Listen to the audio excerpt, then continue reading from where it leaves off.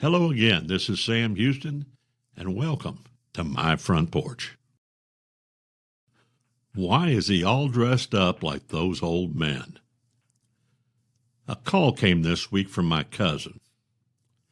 I'd been expecting the call for some time, but the news still caught me a little off guard. My Uncle Bob, at the ripe old age of 99, had been brought home from the hospital and placed in the hands of his family. Over the past months, a variety of maladies had surfaced and ravaged his time-worn body. It was clear that the race was nearly over. Bob had expressed a strong desire to spend his last days at home, so his children set up a bed in the living room where he could open the curtains and he could see out the big window and have one last view of the home place. I am confident that view brought him peace. He was failing quickly, and he was no longer coherent when he spoke. Prayers were made to ask the good Lord to let Bob be free of pain and derive some last worldly pleasure from being in his own home, surrounded by his family.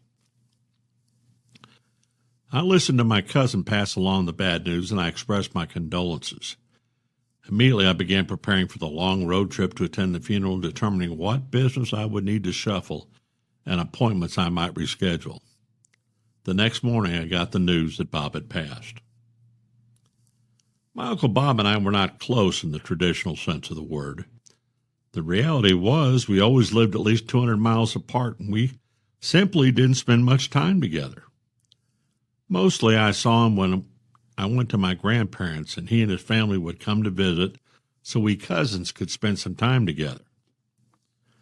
I always knew he was a good man. It was almost like you knew that simply by seeing how he interacted with others and how he carried himself.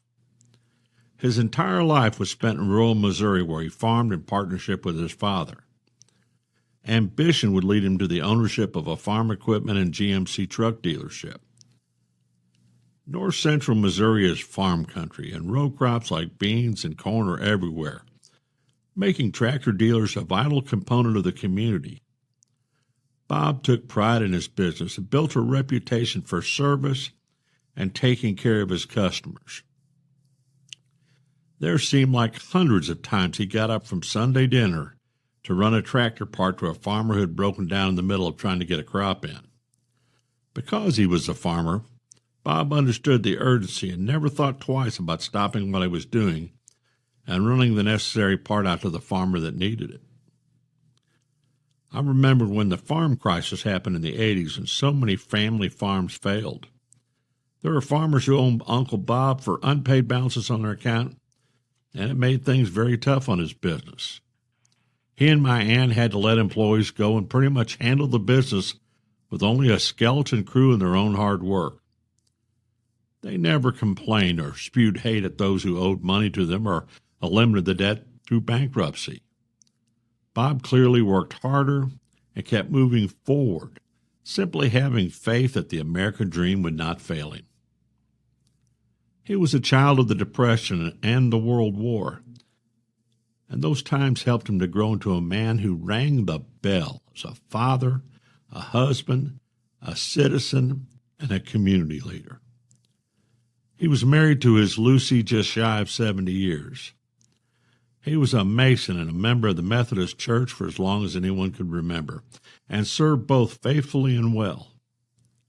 He was a graduate of the University of Missouri, where he was president of the Ag Club. He served in the Army. He learned to fly a plane, was a ham radio operator, and would carve wood with commendable skill and talent. He served treasurer of the school board in Edinburgh. He was a charter member of the North Central Missouri Fair. He was naturally curious about the world around him and how things worked. He listened intently and responded with cool deliberation. Someone who didn't know him might take a quick glance at Bob and say, "Oh, he's nothing extraordinary." But that's exactly what made him unique. He stood out for his humble way, his strong sense of values, his service to others, and his love of country and his community. It's hard for me to imagine him as an old man waiting to cross that river. Seems like men like Bob should live forever, as a monument of how a life should be lived. A living testimony to the American spirit, to individual hard work and commitment. To me, he's one of the heroes of our country, and we should all thank God there have been other men and women just like him who has made this country what it is. I do not know where they come from, but I hope our country never runs out of them. Rest peacefully, Uncle Bob, and thanks for being the great American you have been. I wish we'd spent more time together. You earned my respect many times over, and I'm very proud of you. Thought for the day. In the end, it's not the years in your life, but the life in your years. Until next time, I'll keep riding the storm out. You've been listening to From My Front Porch with Sam Houston, brought to you by the Granbury Theater Company.